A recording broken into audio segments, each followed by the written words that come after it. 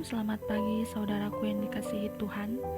Di pagi yang indah ini saya mengajak kita semua untuk membaca dan merenungkan akan sabda firman Tuhan. Tapi sebelum itu, marilah kita berdoa.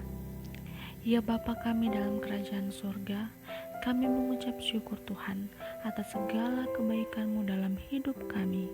Terima kasih atas nafas kehidupan yang masih Kau berikan kepada kami. Terima kasih untuk pemeliharaan-Mu. Kami bisa bangun tidur dengan kekuatan yang baru. Kami percaya Tuhan, karya-Mu selalu indah setiap hari. Sungguh tiada duanya kasih-Mu Bapa. Saat ini Tuhan, kami akan membaca dan merenungkan akan firman-Mu. Kiranya Engkau mau memberkati kami, berikan kami hikmat Tuhan, agar kami bisa mengerti apa yang Engkau firmankan. Berfirmanlah Tuhan, kami siap untuk membacanya. Di dalam nama Yesus, amin. Nah saudaraku, pembacaan kita pagi ini terdapat di dalam Matius 6 ayat 14 sampai 15 yang berbunyi demikian.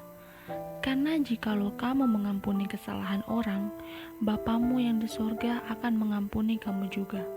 Tetapi jikalau kamu tidak mengampuni orang, Bapamu juga tidak akan mengampuni kesalahanmu. Saudaraku, seperti yang kita tahu bahwa tujuan Tuhan Yesus datang ke dunia ini adalah untuk menyelamatkan manusia dari dosa. Tuhan bahkan rela menjadi manusia hanya demi kita, mengampuni dosa-dosa kita. Adakah berapa dari kita yang mungkin sering mengalami suatu persoalan dalam hidup, yang sering merasakan kekecewaan dan kepahitan dalam hatinya, selalu merasa terpuruk oleh keadaan, oleh seseorang yang menyakiti hati kita? Sudahkah kita mengampuni mereka? Memang terkadang memaafkan seseorang yang sudah membuat kita sakit hati itu sangat sulit. Apalagi kita hanya manusia biasa.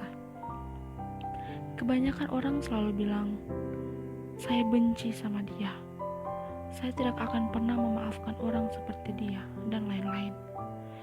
Kata-kata tersebut yang biasa kita ucapkan saat sedang emosi dan sedang mengalami kekecewaan.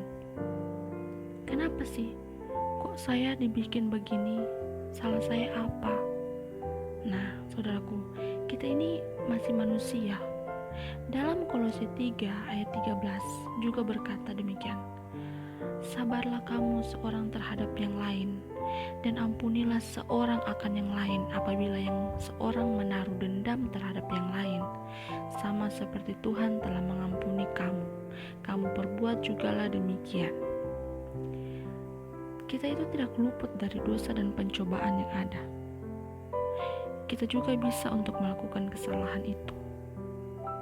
Tanpa kita sadari, mungkin kita pernah membuat orang lain sakit hati. Tapi kita hanya acuh tak acuh dan tak mempedulikan hal itu. Tapi itulah sifat manusia. Tapi di dalam firman Tuhan mengajarkan kepada kita untuk mengampuni orang lain. Sekalipun kita mengalami guncangan dalam hidup ini, tapi kita harus tetap teguh pada iman kita dan berpegang selalu pada firman Tuhan. Batin dan pikiran kita boleh saja goyah, tapi jangan sampai rohani kita juga ikut goyah.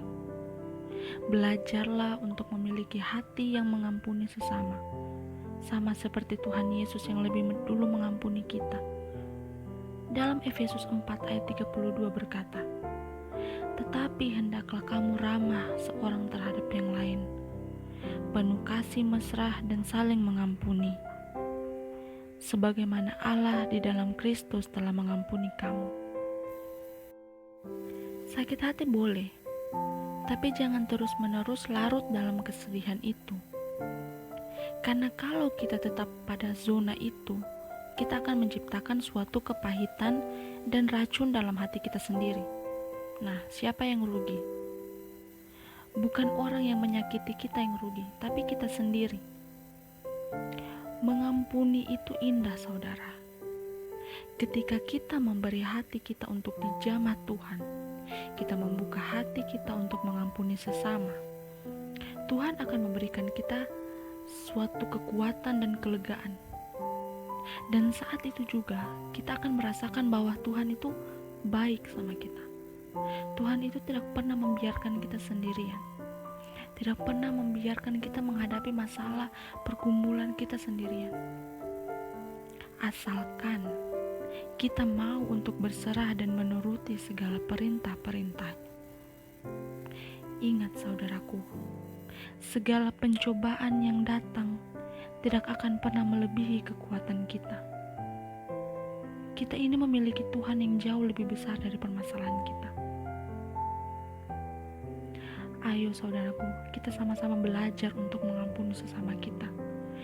Buka hati kita untuk mengampuni mereka, seburuk apapun perbuatan mereka kepada kita. Mari kita berdoa.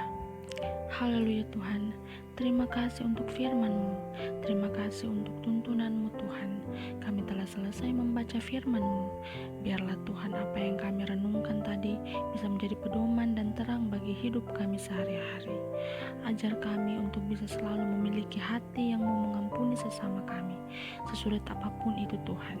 Kami mau untuk belajar taat dan setia kepadamu. Terima kasih Tuhan Yesus, karena Kau lebih dulu mengampuni segala dosa-dosa dan pelanggaran kami. Berikan kami kekuatan dan kemampuan Tuhan, agar kami bisa selalu mengikuti apa yang menjadi kehendak-Mu. Dan juga Tuhan, kami mau berdoa untuk sebentar Tuhan. Kami akan melaksanakan tugas dan aktivitas kami masing-masing. Engkau berkati kami selalu.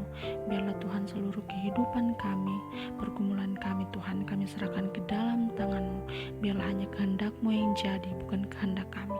Di dalam nama Yesus kami berdoa. Haleluya, amin.